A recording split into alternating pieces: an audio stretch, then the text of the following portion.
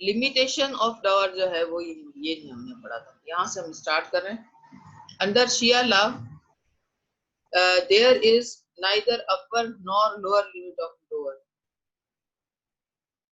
According to Hanafi school the minimum limit is 10 dirham. Settlement of less than 10 dirham shall be presumed 10 dirham.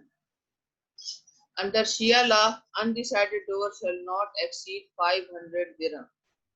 अच्छा, ये जो दिरहम है ये currency है सऊदी अरब की भी नहीं है, सऊदी अरब में तो रियाल है। ये हमारे पास जो है अरबिक जो एरिया बनता है तकरीबन ये दिरहम है इराक की शायद करेंसी है ये दिरहम। मैम यूएई की भी है, दुबई की मैम। हाँ दुबई, यूनाइटेड। अच्छा दुबई की है, यूएई की भी नहीं है। देखिए कतर की जो है ना वो कतरी रियाल है, कतर भी उसी में ही आता है, यूएई में ही आता है। अच्छा, उसके अंदर और भी दूसरी रियासतें आती हैं, तो वहां पर भी, हाँ दुबई के अंदर दिरहम है शायद। तो मेरे जहन में यही आ रहा था कि कोई अरबी का एक स्टेट है ऐसी जहाँ पर दिरहम जो है वो वहां की करेंसी है। तो वहां पर जो यूएई है ना, मुकम्मल यूएई के अंदर ये नहीं है। आई थिंक सिर्फ दुबई में ही दिरहम जो है वो चलती है। अब पहले क्या था कि अरबी सऊदी अरब के अंदर भी शायद दिरहम ही जो है हुआ करते थे, इस वजह से जो डिसाइडेड है अमाउंट वो दिरहम के अंदर है। अच्छा, अब 10 दिरहम जो है एटलीस्ट 10 दिरहम जो है रखा गया, यानी कम से कम हनफी स्कूल ऑफ थॉट के मुताबिक। और जो अगर मिसाल के तौर पर अनडिसाइडेड है और उसके अंदर कोई रकम नहीं लिखी हुई, तो उसकी जो लिमिट रखी गई है वो है 500 दिरहम्स। 500 दिरहम अच्छी खासा अमाउंट बन जाता है ना। जो दिरहम है वो पाकिस्तानी रुपीस में शायद 100 पता नहीं ऐसे ही कुछ है, जहन में मेरे क्लियर नहीं है कि कितने का है, लेकिन बहरहाल अच्छी खासी उसकी जो है बनती है रकम। If the dower remains unpaid to demand, wife may refuse intercourse, cohabitation or consummation until or unless it is paid. यानी ये वाइफ के जो है या लड़की के जो है ऑप्शन के ऊपर है कि अगर वो चाहे तो उसको जो है डिमांड ना करे ऑन डिमांड। अगर वो जो है मुबज्जल है यानी on the dissolution of marriage रखा गया है उसको, तो फिर तो ठीक है, लेकिन फिर भी वो उसको डिमांड किसी भी वक्त कर सकती है।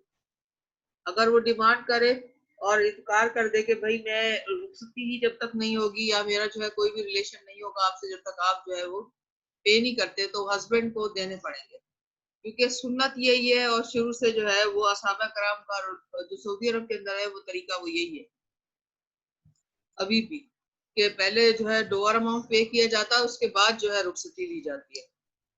काइंड्स ऑफ डोअर, उसकी कितनी किस्में हैं? In Islamic dower, it is divided into two kinds, na? Specified and proper customary dower. Specified dower is further subdivided into two kinds, prompt and defer. यानी हमारे पास ये है कि डोवर को इसका स्पेसिफिक होना चाहिए, जो है वो लाजमी है। स्पेसिफाइड हो कितना अमाउंट है, या कोई अगर प्रॉपर्टी लिखी गई है तो कौन सी प्रॉपर्टी है उसकी फुल डिस्क्रिप्शन हो और जो है क्लियर होना चाहिए इसका। और अगर स्पेसिफाइड डोअर है तो फिर उसके बाद उसकी जो है फर्दर उसको हम डिवाइड करें तो उसकी टू फर्दर टाइप्स हो जाती हैं। एक होता है प्रॉम्प्ट, एक डेफर। प्रॉम्प्ट जो है वो जस्ट आफ्टर मैरिज यानी जस्ट आफ्टर निकाह पेएबल हो जाता है और किसी भी वक्त ऑन डिमांड दिया जाएगा। डेफर जो होगा door, defer door on the dissolution of marriage जो है ड्यू होगा। उसमें है कि अगर लेडी चाहे तो किसी भी वक्त क्लेम कर सकती है, लेकिन अदरवाइज इसकी पेमेंट जो है on the dissolution of marriage रखी जाती है। अच्छा, स्पेसिफिक डोअर क्या है? It is on the part of husband whether what amount he likes to settle at the time of contract of marriage. It cannot be settled less than 10 dirhams in any case. Proper customer doer, unsettled doer will be decided with the proper or a customer doer, average doer of the wife's father's family, sister of her father shall determine the proper doer. यानी proper door जिसे हम कहते हैं वो proper door वो होता है जो कि प्रैक्टिस में आ रहा होता है। अब क्या है कि अगर अनडिसाइडेड है डोअर अमाउंट, लिखा हुआ ही नहीं है कि कितना है, तो क्या होगा कि जो औरत है या जो लेडी है उसके फादर की फैमिली में यानी उसके वालिद साहब की अगर कोई बहन है तो देखा जाएगा कि उसका कितना डोअर है, या फिर ये देखा जाएगा कि जो उसकी मदर थी, मदर तो खैर बहुत ज्यादा पुरानी बात हो जाएगी, बहन अगर उसकी कोई छोटी सॉरी बड़ी अगर बहन की शादी हुई है तो उसका कितना डोअर अमाउंट है, यानी it will be settled from the by looking to the family of the wife. From dower क्या है? It is dower which is either payable at the time of contract of marriage और on demand at any time. It is payable within the 3 years on demand if it is not paid within 3 years after death or divorce, and the case is not brought in court, it will be considered time barred. क्या होगा कि prompt over जो है वो on demand और just after marriage payable है, फौरन इसको पे करना होगा, और अगर नहीं पे किया तो डेथ के टाइम तो जरूर पे करना है, या फिर अगर डाइवोर्स देता है बंदा अपनी वाइफ को तब भी उसको पे करना है। अगर प्रॉम्प्ट ओवर का केस है, अगर लाना है कोर्ट में तो वो बहुत ज्यादा लेट नहीं लाया जाएगा, उसको लाने का टाइम ये होगा कि जस्ट आफ्टर मैरिज लाया जा सकता है। जो डेफर्ड कर दिया जाता है, यानी कि अगर वाइफ और हस्बैंड चाहें तो उसको डेफर में कन्वर्ट कर सकते हैं कि भाई अभी फिलहाल इसको रहने देते हैं, eight the time of resolution of marriage जो है ये फिर पेएबल होता है। अब डिसोल्यूशन जो है बाय वे ऑफ डेथ भी हो सकती है, बाय वे ऑफ डाइवोर्स भी हो सकती है ना। It is kind of dower which is paid if divorce और death take place. In opinion of Imam Mohammad and इमाम Yusuf, disciples of the Imam Abu Hanifa, after consummation it cannot be refused if dower remains unpaid on demand. यानी अगर door amount पे नहीं किया गया और wife और हस्बैंड के दरमियान अगर रिलेशनशिप डेवलप हो गए तो फिर इसको रिफ्यूज नहीं किया जा सकता ना, फिर ये जो है लाइक डेट हो जाएगा, यानी ये बिल्कुल उधार की तरह हो जाएगा और इसको लाजमी पे करना है। प्रॉपर डोअर को फर्दर जो एक्सप्लेन किया है, following points are to be taken into consider for the settlement of proper और customary dower. Number 1, personal qualification of wife such as education, age, character and a beauty, etc. Number 2, dower settled in paternal family of wife. Number 3, social status of father of the family of wife. यानी 3 चीजें देखी जाएंगी कि औरत खुद कितनी पढ़ी लिखी है या उसका सोशल स्टेटस, एजुकेशन कितनी है, उस हिसाब से उसका डोअर सेटल होगा। नंबर 2, डोअर अमाउंट के लिए उसके पैटर्नल फैमिली में देखा जाएगा कि कितना रखा गया, उसकी भाभियों का कितना, उसकी बहन का या उसकी फूफी का कितना है। नंबर 3, उसका सोशल स्टेटस भी देखा जाएगा, यानी social status of the father's family. Number 4, economic conditions of the husband, यानी वो बंदा कितना अमाउंट पे कर सकता है, उसकी इकोनॉमिकल कंडीशंस क्या है वो भी देखी जाएंगी, वो भी जरूर कंसीडर की जाएंगी।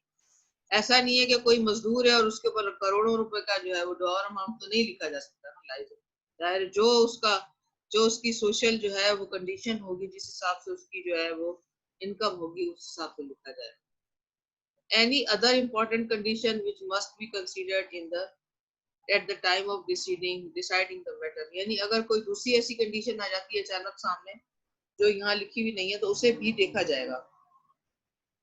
मिसाल के तौर पर अगर किसी की कोई बीमारी तकलीफ आ जाती है या कोई ऐसे हालात पैदा हो जाते हैं जिसमें पे नहीं किया जा सकता, तो ये सारी चीजें भी होंगी। अच्छा, confirmation of Dover, Dover shall be confirm when number 1, marriage is consummated or cohabitation is done, number 2, valid retirement is happened, number 3, death of either the husband or the wife occurs। अच्छा, इन case of death of wife क्या होगा कि वो payable होगा किसको, उसकी offspring को या उसके लीगल हेयर्स को पेएबल होगा, और at the death of husband wife जो लेगी तो वो उसके लीगल हेयर से रिकवर करवा सकती है। In case of death even there is no consummation, full dower will be payable. Valid retirement does not establish dower, यानी डोवर को एस्टैब्लिश नहीं, लेकिन जब वैलिड रिटायरमेंट हो जाती है तो फिर वो कंफर्म हो जाएगा कि उसे पे करना है। अच्छा, if divorce takes place without consummation of marriage and there is no valid retirement, तो फिर क्या होगा कि half dower amount payable होगा। If divorce take place due to any fault of wife, dower shall be lapsed। वो क्यों होगा कि अगर बीवी खुद तलाक लेने के लिए जाएगी कोर्ट में या खुद डाइवोर्स की डिमांड करेगी तो क्या होगा कि फिर उसको डोअर अमाउंट रिलिंक्विश करना होगा, छोड़ना होगा। If the divorce take place without consummation and settlement of the dower shall not be payable. अगर dower amount specific होगा तो फिर उसका आधा दिया जाएगा, और अगर अभी स्पेसिफाई नहीं है और जो है रुखसती नहीं हुई है तो फिर then it will not be payable. अच्छा, रेमेडीज क्या क्या हैं वाइफ के पास? When husband commits default in payment of dower, following remedies are available for his wife. Wife may refuse prohibition until dower is paid. Number 2, right of dower as debt. Wife may bring civil suit against her husband for the payment of dower. It is a debt and remain payable after the death of her husband. यानी ये एक उधार की तरह है। अगर कोई शख्स अपनी जिंदगी में नहीं देगा तो इवन उसके मरने के बाद भी उसको रिकवर कराया जा सकता है। कोर्ट में अगर बीवी चाहे तो केस लेकर आ सकती है for the payment of dower. Number 3, wife may remains her deceased husband's property retains her husband's property and may obtain such possession in lieu of dower. यानी अगर उसका डोवर अमाउंट पे नहीं किया गया है तो वाइफ को ये राइट होगा कि वो चाहे तो अपने हस्बैंड की प्रॉपर्टी को इन ल्यू ऑफ डोवर अमाउंट अपने पास रख सकती है जब तक कि उसको पे नहीं किया जाता। अच्छा, ये डोवर वाला हमारा जो चैप्टर है वो तो हमने तकरीबन इसको बहुत ज्यादा शॉर्ट करके और कंप्लीट कर लिया है। अच्छा, अब आप मुझे ये बताएं कि इसमें से किसी को कोई बात समझ नहीं आई हो तो हम उसको डिस्कस कर लेते हैं। मैम ये वैलिड रिटायरमेंट इज हैपन, इसको थोड़ा रिपीट कर। क्या हो गया है आप लोगों को? ये टॉपिक आपने मुझसे पहले भी पूछा था ना क्लास में, वैलिड रिटायरमेंट के पीछे क्यों पड़ गए आप? मैंने आप लोगों को बताया था ना, this is the ladies age, और उसके लिए मैंने आपको क्लियर किया था कि 50 इयर्स एज कंसीडर की जाती है फॉर वैलिड रिटायरमेंट। और मैं क्या अभी आपको ऑपरेशन करके दिखाऊं किसी का? मतलब ये एक बात को लेके कितनी दफा आप पूछेंगे मुझे? कोई दूसरा सवाल हो तो पूछे आप।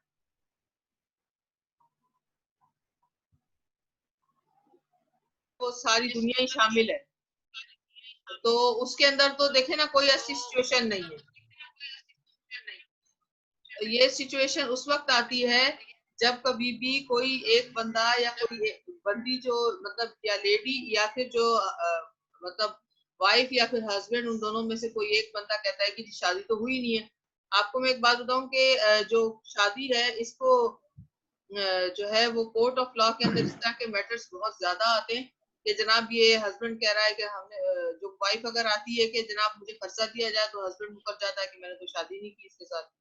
यानी जो कभी भी कोर्ट मैरिजेस की जाती हैं या कोई ऐसी शादियां होती हैं जिसके अंदर लोग जाहिर नहीं कर रहे होते कि उनकी शादियां खुफिया मैरिजेस भी होती हैं, जो इसीलिए रसूल पाक ने फरमाया है कि आप जब शादी करें तो उसको आप खुफिया ना रखें,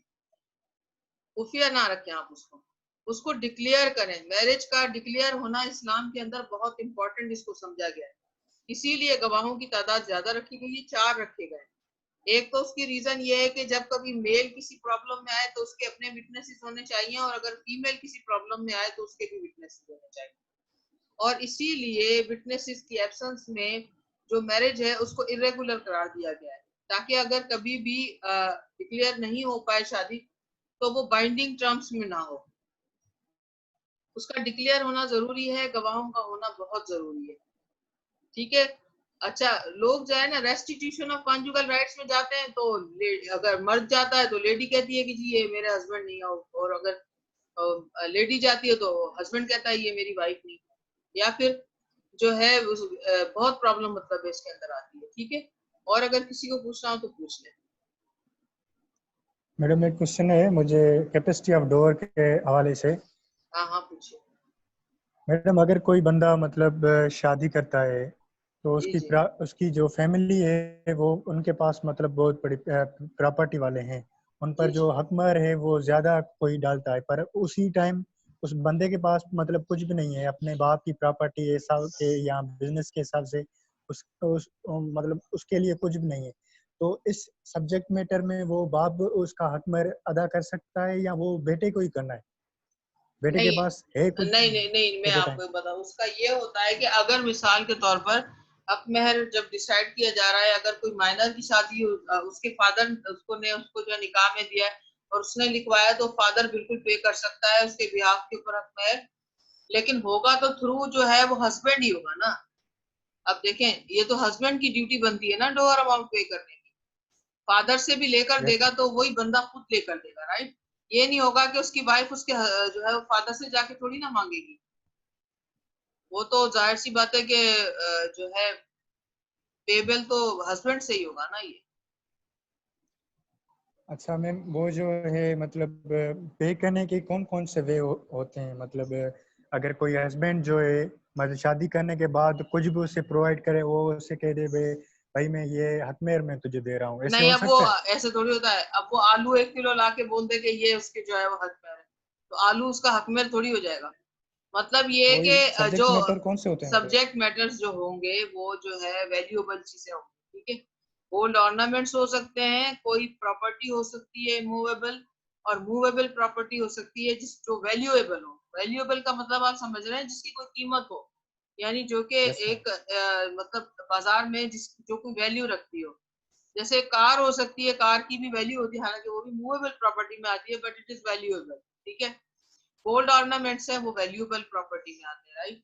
इसी तरीके से ऐसी चीजें तमाम जो कि वैल्यूएबल प्रॉपर्टी में आती हैं, और वो उसके अगर जो हक में स्पेसिफाइड किया गया है उसकी जो है वो रकम के जो है बराबर उसकी कीमत है, तो वो अपने जो है वो वाइफ से कह सकता है कि ये जनाब ये चीज लिखत में वो उसको दे दे कि ये जो चीज मैंने आपको दी है एज अ गिफ्ट, या ये जो चीज है मेरे पास, ये मैं आपके हवाले कर रहा हूँ, आज से ये आपका हक में है।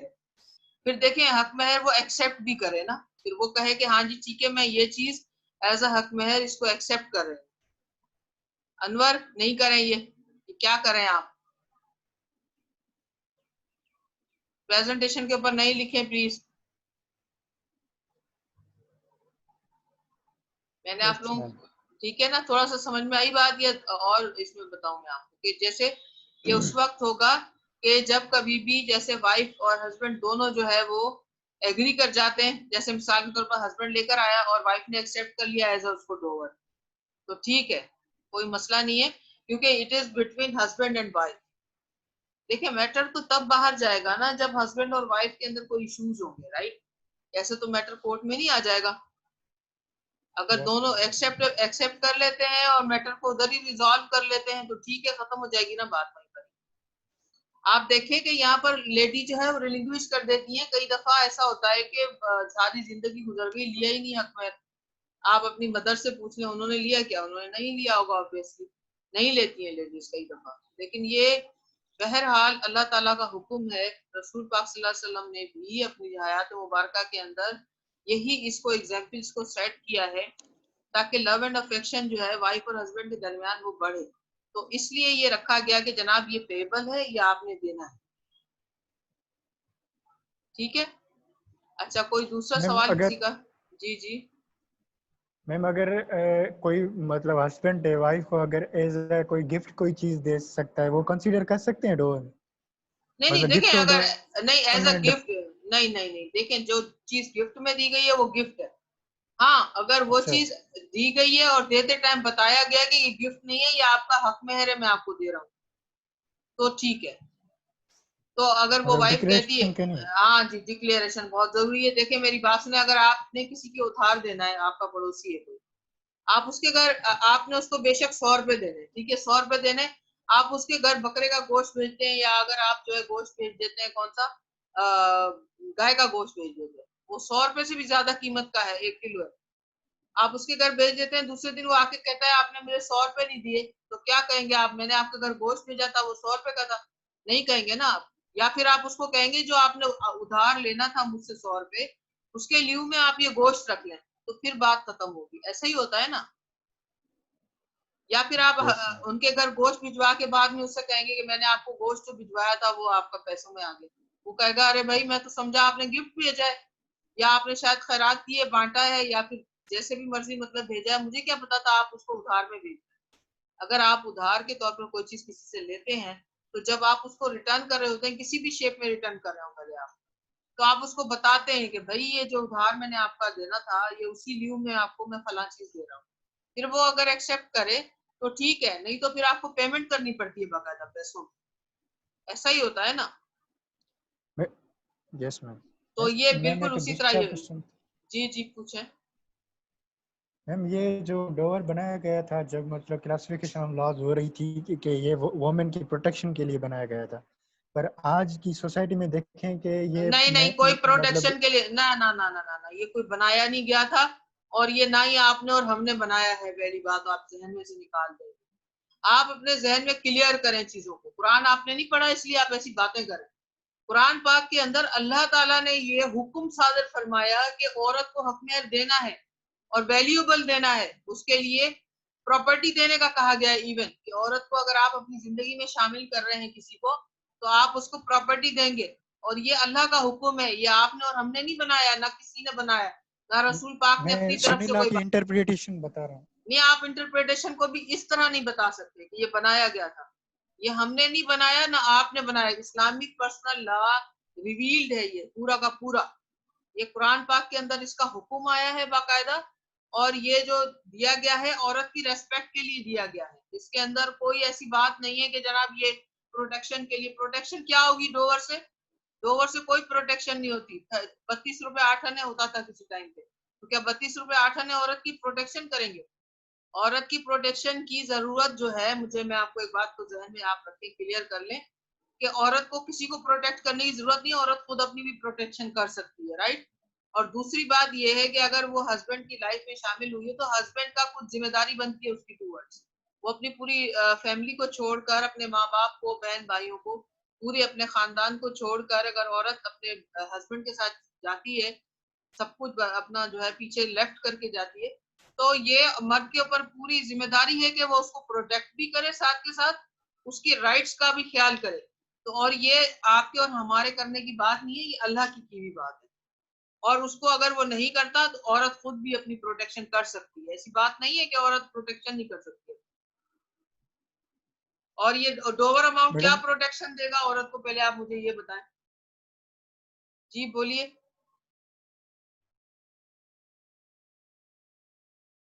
जी जी पूछे, आप पूछ रहे थे कुछ।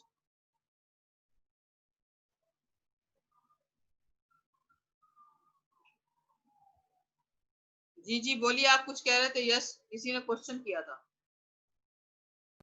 मैडम मैं बोल रहा था कि मैंने कुछ टाइम पहले एक केस पढ़ा था, वहाँ पे मतलब एक वाइफ का कत्ल हुआ था, उसकी इन्वेस्टिगेशन हुई, तो उसके बाद उसके मतलब ये बयान वाज़ेह आया कि इसका इसका डोवर अमाउंट ज़्यादा था, कि वो उसका हस्बैंड पे नहीं कर सकता था, इसीलिए उसने अपनी वाइफ को कत्ल कर दिया कि ये मुझे अमाउंट ना देना पड़े।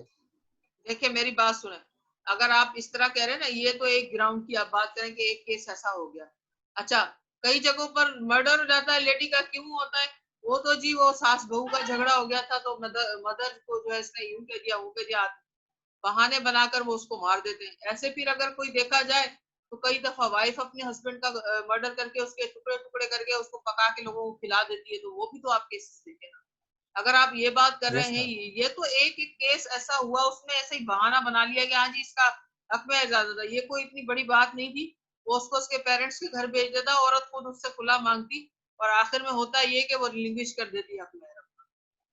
देखिए, अगर कोई, हर चीज के दो पहलू होते हैं, पॉजिटिव और नेगेटिव। इसी तरीके से यस मैम। कुछ तो लोगों का ग्रुप्स ऐसे बने हुए, मैं आपको एक बात बताऊं, जो सिर्फ शादी करते ही लूटने के लिए हैं। मैं आपको ये क्लियर कर दूं, बिल्कुल ऑफेंसिस हो रहे हैं ऐसे। उन ऑफेंसिस के अंदर क्या है कि वो एक ग्रुप बना हुआ है जनाब, उनका काम क्या है कि मैरिज करते हैं, मैरिज उनकी जो है वो ऑलरेडी उनकी कहीं और मैरिज हुई भी होती है। वो क्या करते हैं, ऐसे ही नकली शकली शादी बनाने का, शादी करने का ड्रामा करते हैं, घर पूरा लूट के चले जाते हैं। ऐसे भी लोग फिर क्या करते हैं, कुछ लोगों यस की एक और उनकी हॉबी बनी हुई है, वो इस तरह कॉन्ट्रैक्ट करते हैं, निकाह को उन्होंने मजाक बना रखा है। वो उसके अंदर हक में ज्यादा लिखवाते हैं, फिर हस्बैंड को ब्लैकमेल करके उससे पैसे लेते रहते हैं। इस तरह के लोग भी हैं। इस तरह के लोग भी हैं जो अपनी बेटियों को बेचते हैं। इसमें भी कोई हद वो नहीं है, कोई है ना, मतलब ढकी छुपी बात नहीं है ये। आप देखें कि यस मैम। अपनी अपनी बच्चों को शुक्रिया। लोग, अपने बच्चों को लोग बेचते हैं। आप देखें, इस तरह के भी लोग जो है वो इंसानियत से गिरे हुए इंसान लोग मौजूद हैं यहाँ पर। देखें इस्लाम के अंदर जो असूल रखे गए हैं उसके अंदर जो है मसलहतें हैं अल्लाह ताला की, और अल्लाह ताला की मसलहतें जो है वो अपनी जगह मौजूद है। और इस्लामिक लॉ जो है ये हमारा और आपका तो बनाया हुआ ही नहीं है ना, हमारा अपना नहीं है, ये रिवील्ड है, अल्लाह ताला की तरफ से आया हुआ है। अब अगर कोई शख्स पॉजिटिव चीज को नेगेटिवली यूटिलाइज करना शुरू कर दे तो फिर उसका हल ना आपके पास है, उसका ना हल हमारे पास है। उसको तो फिर आप, वो कहते हैं ना, आपको तो भाई अब अल्लाह ही समझे। फिर ऐसे लोगों को तो फिर ये होता है कि कोर्ट ऑफ लॉ में उनकी पनिशमेंट है अगर कोई ब्लैकमेलिंग के लिए या इस तरह से कोई काम करता है। वैसे देखें, लड़का और लड़की पसंद की शादी करें, इसमें कोई हर्ज नहीं है, लेकिन फिर इसी बात को लेकर के अगर आप देखें तो कत्ल हो जाते हैं, लोग मर जाते हैं। कोई इसको अपनी गैरत का मसला बना लेता है, कोई जो है वो क्या करता है कि लड़की को बेवकूफ बनाया, उसकी वीडियोस बना ली, फिक्स बना ली, फिर उसके बाद लड़की पे जो है वो ब्लैकमेल करना शुरू करता है लड़कियों को। वो एक अजाब बन जाता है। हालांकि शादी करना कोई गुनाह तो नहीं है ना किसी के साथ। लोग ऐसा भी केस आया है कोर्ट में कि जिसके अंदर हस्बैंड ने अपनी वाइफ की ब्लूप्रिंट्स बनाई हैं और फिर उसके बाद अपनी वाइफ को और उसकी फैमिली को ब्लैकमेल किया लंबे अरसे तक। आखिर में लड़की के माँ बाप तंग आके कोर्ट में आए कि भाई इस बंदे ने तो हमारे साथ बहुत बुरा कर दिया, अब हम कितना इसको देते हैं। मतलब देने की भी तो एक लिमिट होती है, लोगों के पास कितने हैं, जितने होंगे उतने देंगे। आपके पास 100 रुपए, कोई आपसे 1 करोड़ मांगे, आप थोड़ी दे सकते हो। आप तो उतने ही देंगे ना जितना आपके पास आपकी हैसियत होती जाए। तो इस वजह से लोग इस तरह करते हैं बहरहाल। लेकिन इस्लाम के अंदर जो लॉज बने हुए हैं उनके अंदर जो है वो तकरीबन कोई ऐसा कानून नहीं है जिसके अंदर जो है वो परफेक्शन की तरफ ना जा रहा हो। वो परफेक्शन की तरफ है। तो इसलिए जो है हम इसके अंदर ये नहीं कह सकते कि जनाब इसलिए गलत है या सही है, क्योंकि ये रिवील्ड है, हमारा और आपका बनाया हुआ नहीं है। अच्छा, ये अटेंडेंस हो गई है। अब हम नेक्स्ट क्लास में इंशाल्लाह जो बाकी डिस्कशन होगी वो कर लेंगे। अभी हमारी क्लास का टाइम खत्म हो गया, मेरी दूसरी क्लास का टाइम भी जो है वो स्टार्ट हो चुका है। अच्छा, यस मैम। अटेंडेंस हो गई, आप मुझे अटेंडेंस लिख के भेजिएगा। अच्छा, आप लोगों की कल की अटेंडेंस नहीं मिली, मुझे मिली, तो मैं फिर कल की आपको नहीं दूंगी, अगर मुझे मिलेगी अटेंडेंस तभी मैं आपको दूंगी, ठीक है मैम वो अगर देते हैं तो मतलब सबको देते हैं ना, आप तो इसमें कोई रह जाएगा, फिर उनकी क्लास क्यों भी एड होगी ना। नहीं ना, तो आज वाली अटेंडेंस दे दें आप मुझे, दोनों क्लासों के लिए ये हो सकता है। तो बस ठीक है, ठीक फिर है नहीं, मैम। या फिर ऐसा करते हैं कि लगाते ही नहीं है, कल की अटेंडेंस